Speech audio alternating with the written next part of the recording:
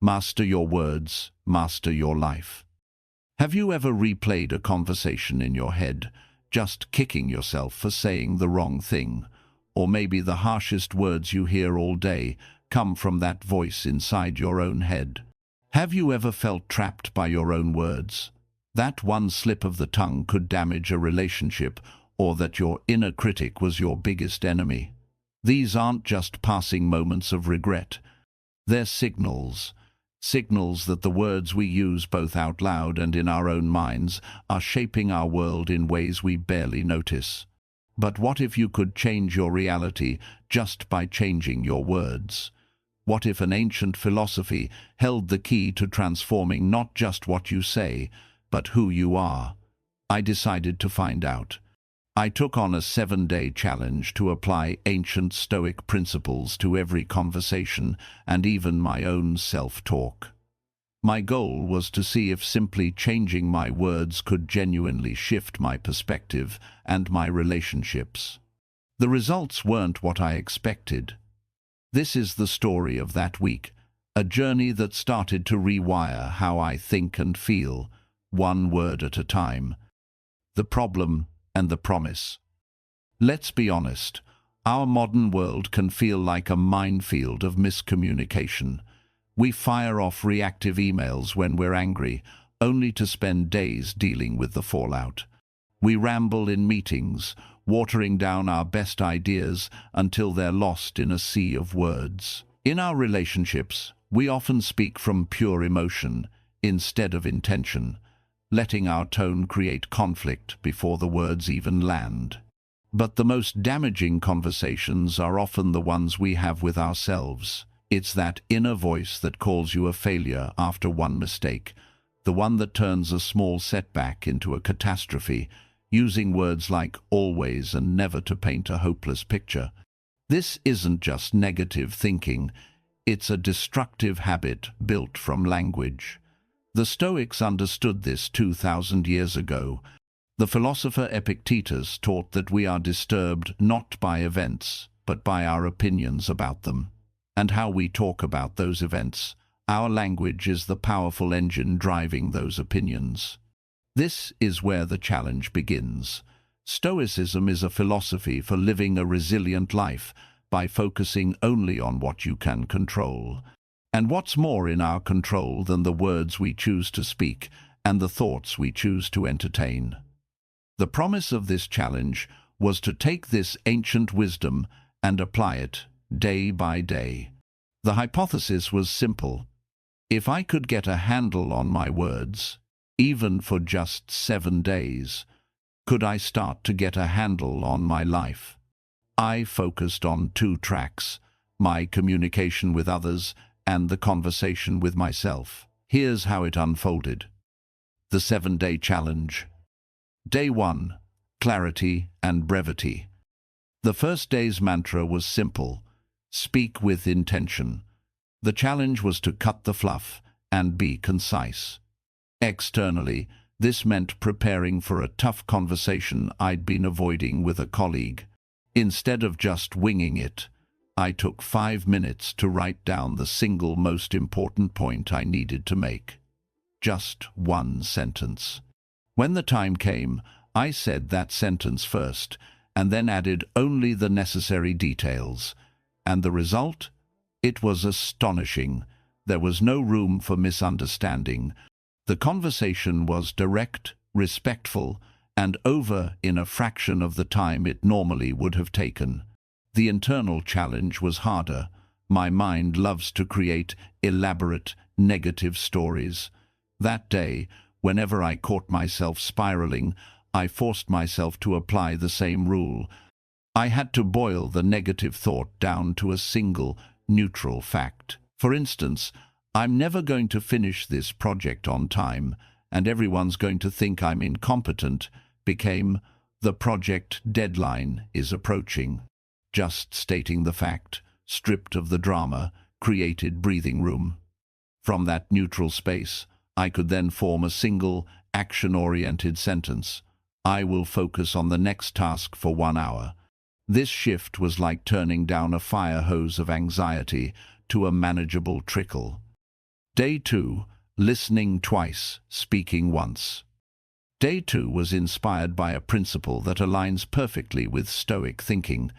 We have 2 ears and 1 mouth, so we should listen more than we speak. The rule was to listen to understand, not just to reply.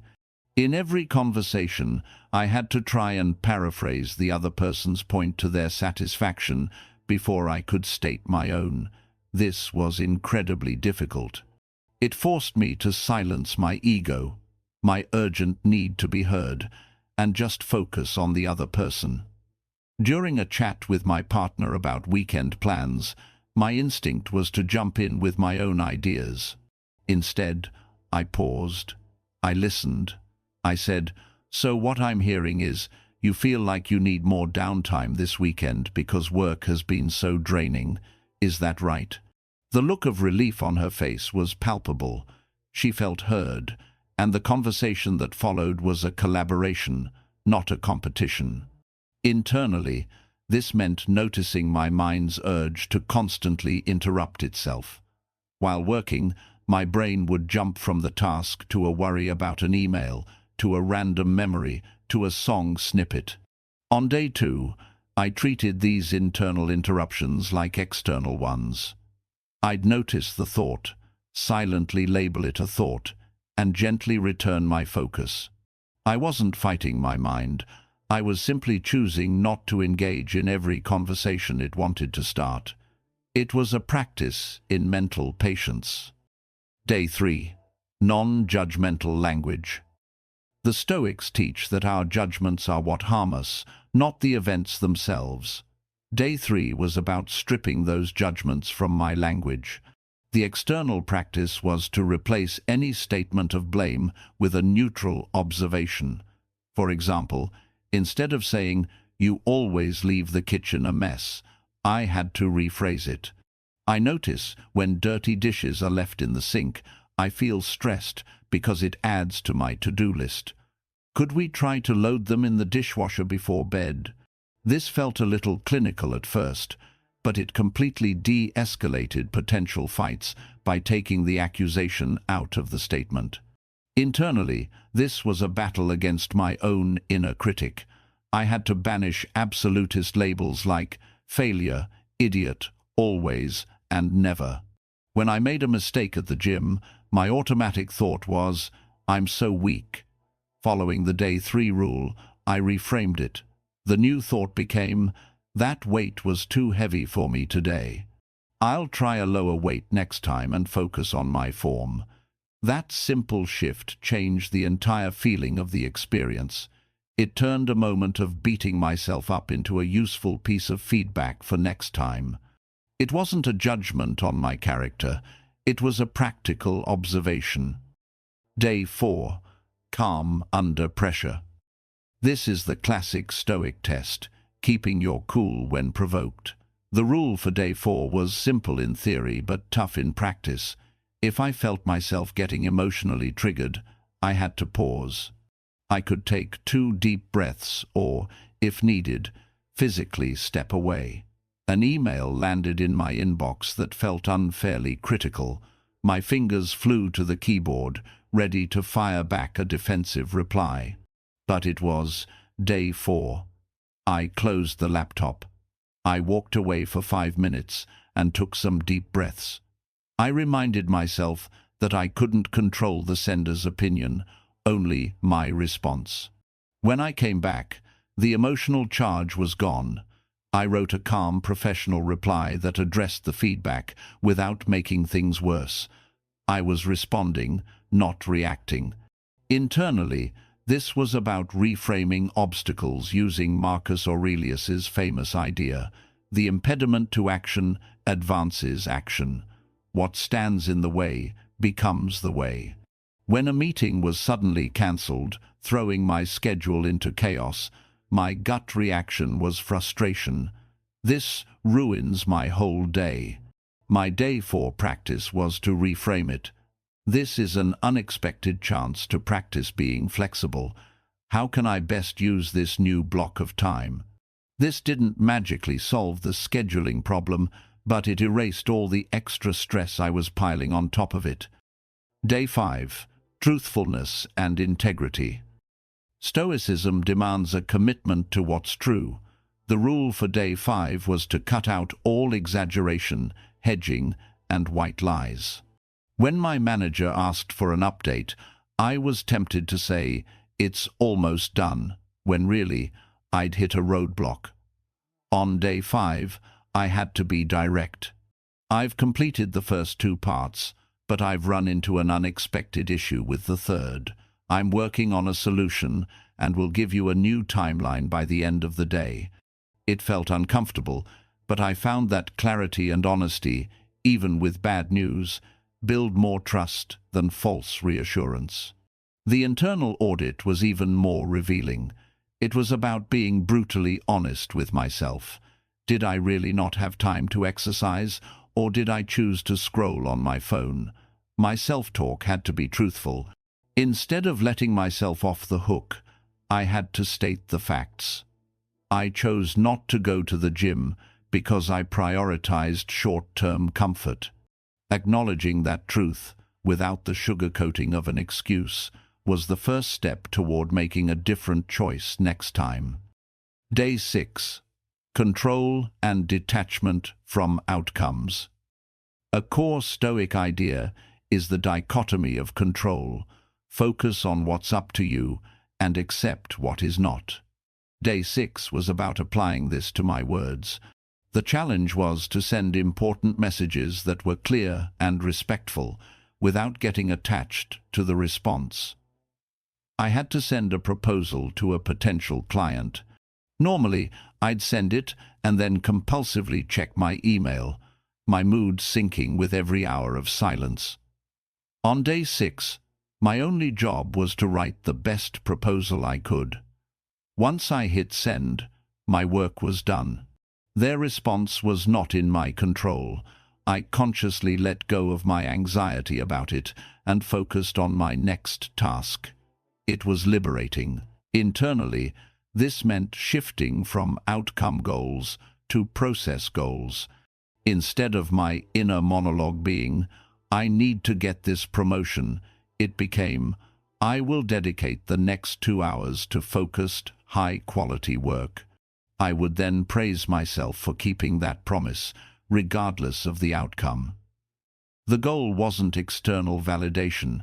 It was living up to my own standards. I found this shift to be a powerful source of inner stability. Day 7. Synthesis and service. The final day was about bringing it all together: clarity, listening, non-judgment, calm, truth, and detachment. I applied them in a single, challenging conversation I'd been avoiding with a family member. My goal wasn't to win or even to solve the problem. My goal was simply to understand them first, and then to be understood. I listened more than I spoke. I stated facts before feelings. I took a breath when I felt defensive. I spoke my truth without exaggeration. I didn't try to control their reaction. The conversation didn't magically resolve a years-old issue, but something more important happened.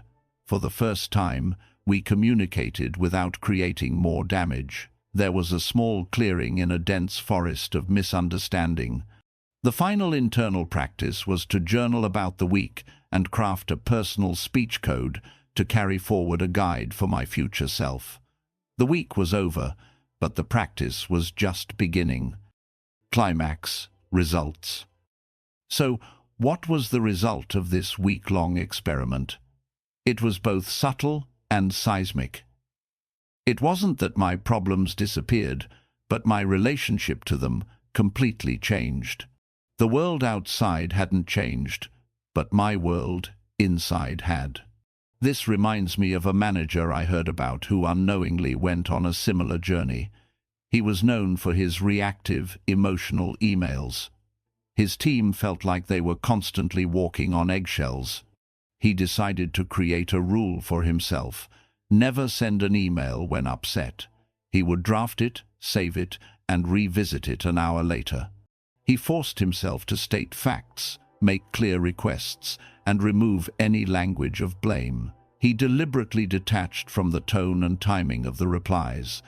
The outcome was transformative. His team started responding with more clarity and less defensiveness. Projects moved forward more smoothly. The respect he commanded grew, not because he got louder, but because he became calmer and clearer.